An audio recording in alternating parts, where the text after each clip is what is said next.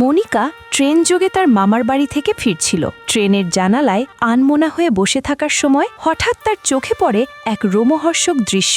এক উন্মাদ স্বামী রাগের মাথায় তার সদ্য বিবাহিত স্ত্রীকে চলন্ত ট্রেন থেকে সরাসরি নদীর গভীর জলে ধাক্কা দিয়ে ফেলে দেয়। ভারী বিয়ের লেহেঙ্গা পরা অবস্থায় নবুটি দ্রুত পানির নিচে তলিয়ে যেতে থাকে। ট্রেনের অন্যান্য যাত্রীরা যখন কেবল বিস্ময়ে তাকিয়ে দেখছিলেন, তখন মনিকা এক মুহূর্তও সময় নষ্ট করেনি। সে নিজের জীবনের তোয়াক্কা না করে সরাসরি চলন্ত ট্রেন থেকে নদীতে ঝাঁপ দেয়। পানির নিচে গিয়ে সে দেখে নবুটি মাছ ধরার একটি বড় জালে মারাত্মকভাবে আটকে পড়েছে। মনিকা দ্রুত পানির নিচ থেকে একটি ধারালো পাথর খুঁজে নেয় এবং তার সর্বশক্তি দিয়ে জালটি কাটতে শুরু করে। দীর্ঘ প্রচেষ্টার পর সে জালটি ছিঁড়ে ফেলে এবং মেয়েটিকে মুক্ত করে পাড়ে নিয়ে আসে। অন্যের বিপদে নিজের জীবনের মায়া ত্যাগ করে এগিয়ে আসাই হলো প্রকৃত মনুষ্যত্ব। মনিকার এই সাহসী পদক্ষেপ আমাদের সেই বার্তাই দেয়। কিন্তু আমার কষ্ট একটাই, তোমরা লাইক কমেন্ট শেয়ার করো না। আমাকে ভালোবাসলে ভিডিওটি শেয়ার করো।